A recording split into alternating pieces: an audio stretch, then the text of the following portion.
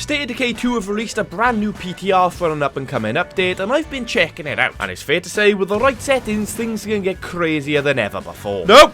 No!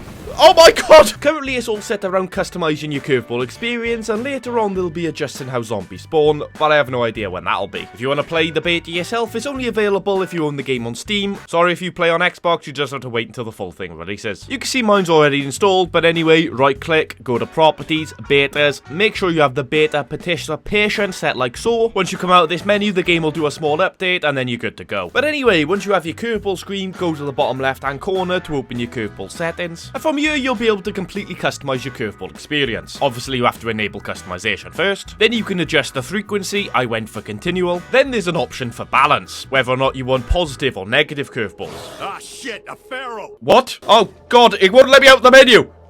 Ah! No! How do I exit? Yeah, so I'm still not sure whether or not that was a bug or just me being stupid, but as a general piece of advice, make sure you're at safety before opening up your menus. Anyway, the crackhead is dealt with, then we head for base. And once the squatters have been evicted, it's back to the Curveball menu. I set my balance settings to negative only for maximum lols, and then we can adjust the positive and negative effects. Obviously, my positive is grayed out because I'm a negative Nelly. I then ramp up the negative effects to be as strong as humanly possible. If you're not in a constant state of pain and suffering, it's not fun. At least that's what my uncle told me when I used to stay over his house as a child. Although unfortunately, after playing for 40 minutes on a new community with all fresh pieces of cannon fodder, we couldn't get a single curveball to spawn. Although our lad Gary here did become a cult hero, so not a complete waste of time. And I'm sure you'll agree that's great news for Garys everywhere. The PR they were getting after Glitter was atrocious. So I decided to swap to a community that's 35 days in the hole. You might recognise them from the previous PTR. Please welcome the Kraken squad. And if I remember rightly, these guys were eviscerated during a drinking stream. At least that's the only reason I can think of for only having 3 peeps in an 8-person base. And let's be honest, that's a lot of tombstones in the background. I set the same Curveball settings as earlier, then crack on, knowing full well I have to wait until the current Curveball finishes for anything new to take effect. But once it did, holy fucking shit. The maximum amount of Curveballs you can have at one time is 3. And while I still had dull senses from the previous session, the other 2 were simply brutal. Vicious Rumors means everyone hates us and makes everything super expensive, including radio commands. But we also have a strange mutation, which is different every time, but this one really threw me a curveball.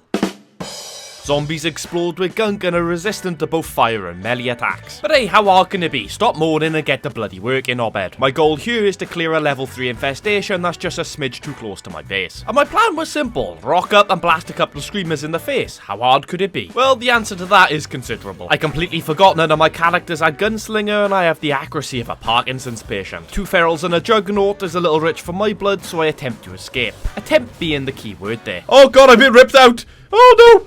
This is... yeah, I got no mollies. I managed to climb onto the car before the ferals rip out my intestines, but that juggernaut turns out to be a problem, especially as even shooting them from this distance causes the gunky effects. Surprisingly, I managed to clear the infestation, so even if cannon fodder A dies, at least they did their job. I even managed to spray my load into the face of a crackhead, and I didn't even have to leave a tip. Now that is some quality service. Now it's time to go for a little jog to get the juggernaut away from my car so I can finally escape properly, which would have worked out just fine if I wasn't such a greedy bastard and wanted to grab all the loot the crackheads are dropped. With my pocket stuffed, I hop into the passenger seat and yeah, not good. Oh, you just had to there, didn't you? Of all the times to do that there. Luckily, I have an outpost nearby with landmines active. Right, why is the water not putting out? Games are literally unplayable. The car then detonates in a ball of flame while I hang on with a sliver. This is on me if I die. This is completely on me. But I didn't. Never punished. So I charge back to the safety of my incendiary minefield so I can collect a toolkit and head back to fix up my car. However, remember the zombies are resistant to flames. I can make it all the way back to my gun shop and the bastard still hasn't popped. Oh god! It turns out they're very, very resistant to fire. Is he gonna die at all? There we go. Jesus. Then what proceeds to happen over the next 15 minutes is me repeatedly attempt to get back to my car, but the zombies between me and it get in the bloody way. And I know we're on day 35, but is it just me or does this seem like there's an awful lot of zombies? Obviously I haven't got any mods on, just look at my bloody minimap. And those cheese haters out there will be glad to know even climbing onto cars didn't help. Honestly, it was super crazy. Obviously you know I love a bit of incineration, but the whole point of fire is to scorch the place to the ground. Maybe we should add a fire extinguisher weapon. They just don't die!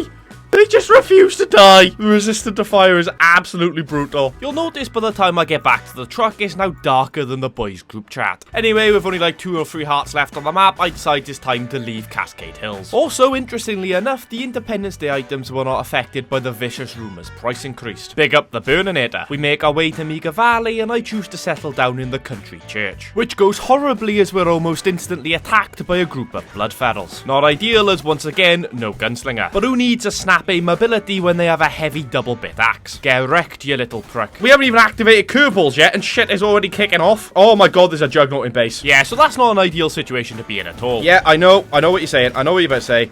That's not gonna... But hey, with the accuracy of a blind 70-year-old, we get the win. Now, as we've changed maps, all the curveballs have reset, meaning there's nothing currently active. So in the meantime, I decide to help out this stranger. Her friend went looking for a trader and hasn't been seen since. Luckily, I'm a smart lad and just follow the mission icon. And I'm certainly glad I found her as she gives me some scent block. Well, I'll take the scent block, love, but I ain't not using that. That sounds irresponsible. Who needs scent block when you have a pickup truck that has flamethrowers for exhausts? I get her back to her friend's house and she just gives me even more scent block. And then she just fucks off into the sunset, even though her friend is just chilling out in the kitchen. Completely ignoring me, may I add. What a bitch. With that, we move on, and I take down a plague cart, then pay a visit to some suspected cannibals. And it seems I haven't got all of my mods turned off. It's a lightsaber, get your dirty minds out of the gutter, you bastards. I then get described as hearty and hale looking, which is a little odd to say the least. I can't say I've ever been described as weather before. I kill another heart, then get smashed by another feral juggernaut combo. I'm sure you'll agree there's definitely better ways to go. Just another reason why we always carry plenty of cures in Lethal Zone. But while I take a rest on a shipping container, we get our first curveball spawn.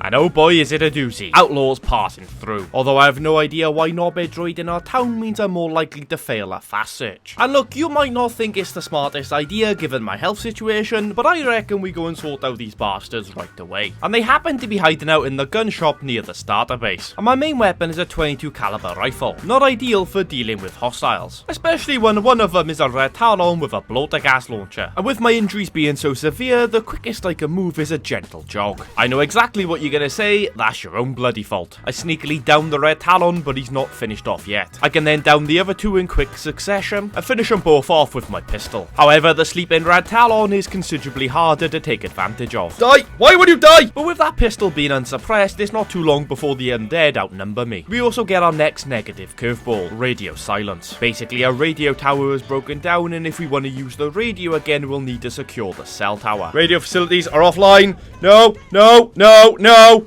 Angelina, no! For the love of God.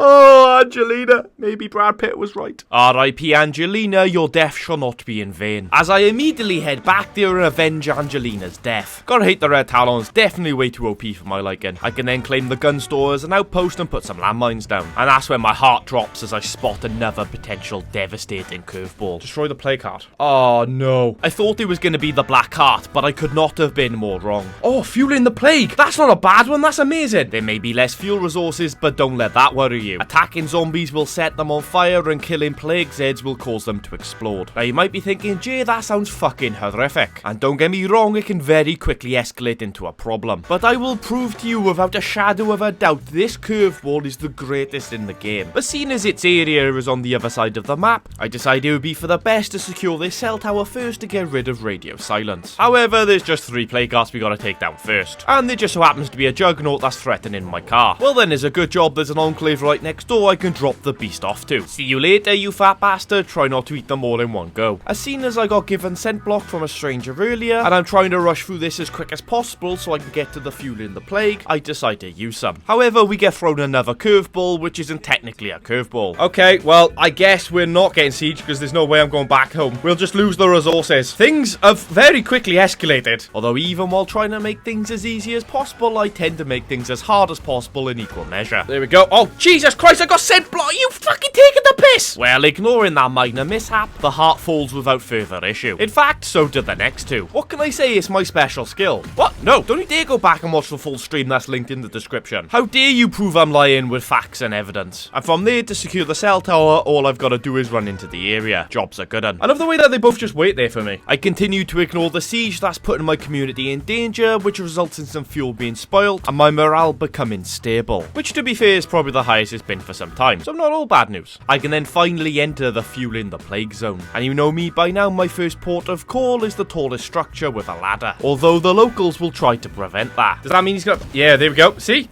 That is why this is the best curveball. Killing zombies awaken the plague. Technically, I didn't kill the zombie. I shot one in the chest, and the curveball took care of it. And after a very quick bit of sightseeing, I discover a couple of play cards. Well then, I guess it's time to prove why this is the greatest curveball in the game. Are they going to explode? There we go. See? Told you. Greatest curveball known to man. Although before I can escape, I get trapped on the utility shed by a blood feral. Oh no, how am I going to escape from this situation?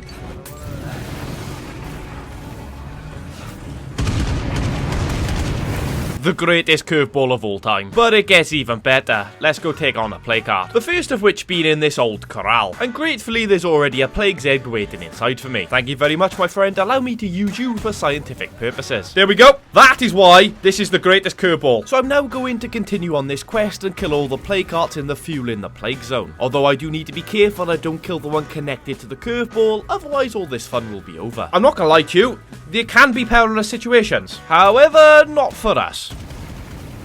Situation is now resolved itself. So it's time to make my way over to the next heart, although I did make a small mistake. Yep, there it goes, there it goes. But once again, it goes unpunished. And when you do it as often as I do, it's skill, not luck. I start by charging into the house to attract the undead, and after roly-polying into the room where the heart is, I throw myself out of the window and shoot behind me. Although typically I miss, so drop a moddy instead. That means the resulting explosion just misses out on the kill. Bloody typical. Thankfully, I'm no quitter. Everybody in here, please. And although this time turned out to be much more perilous, we do eventually get the win. There we go. That got the heart. Oh, shit, it out. Oh, God, feral. Yep, I am out of stims. This is not good. So I jump onto the roof of my car, seeing as I'm proper shattered, like. But I've got to be careful with my shots, as one wrong move and it's lights out for our piece of cannon fodder here. But once again, never punished. And with that, I think it's probably time to get out of here. It's fair to say we really need a nap. So I head back to base and swap characters, and then it's back into plague territory. Although I pay a visit to a new enclave so I can discover which heart is causing the curveball. That way I know which one to avoid. But that definitely doesn't go to plan. What are you doing wandering around here? Oh shit! You just tried to kill me, you silly bitch! I interrogate her for the information I need, then get my revenge. Yeah, also, fuck you. I hope you're really singed. She tried to kill me. At worst, that's manslaughter, you know what I mean? So now it's time to go on a bit of a rampage. A hot and fiery rampage. Mwahahaha. Yep, there we go. That should kill it. Fantastic. The next heart, however, could prove to be a little tricky as it's right on the border. But you know what? It wasn't difficult in the slightest. There we go. Who'd have guessed it would have been so easy to attract strangers across an imaginary line in the hope of a better future? Boom. Certainly not this guy. Unfortunately, however, a blood feral tackles me, and that results in me getting blood plague. And in my desperation to climb onto something to take a cure, I accidentally attack a zombie, which then bursts into flames. Which certainly doesn't go well for my only vehicle. I mean, if it wasn't, it certainly is now. Thankfully, Boy Scout over here brought a toolkit, which means we can then drive to attack our next few play cards. But it was oh so easy. In fact, it was easier than easy. It's a brilliant curveball, ladies and gentlemen. You know what? We're gonna take out these two as well. Fuck this shit. And those two play cards go down just as easy as well. Although you need to remember, any kind of contact will result in the undead bursting into flames, including opening of the doors. Oh shit! Oh god. No! No! Oh my god! How did I survive that? I have no idea, but I don't care. I'm taking that. And as the next play card falls, it's time to end the video. Thank you so much for watching. Update 37 is shaping up to be the best yet, and we haven't even seen what will happen when they adjust the zombie spawns. Super excited for the future of this game, and if you'd like to see more content, make sure to like the video and subscribe. We have so much more State of Decay 2 content on this channel already, and there'll be many more exciting projects coming in the future. I'll see you in the next one.